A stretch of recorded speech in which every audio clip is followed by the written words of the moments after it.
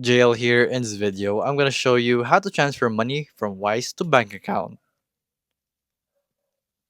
So to do this is pretty simple. So open up your Wise account right here, and then we're going to locate our send button in the top left corner.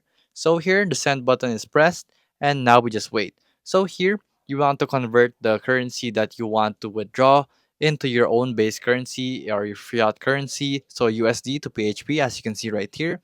So if you don't care about their fees, you can just proceed. But if you want to check their fees out, you can do so right here and change your payment method. So once you've done that, press continue and then add or enter your bank details. So here, you want to create a recipient. It could be you or it could be anyone. So if you have already an account that belongs to you, you can just press this button right here.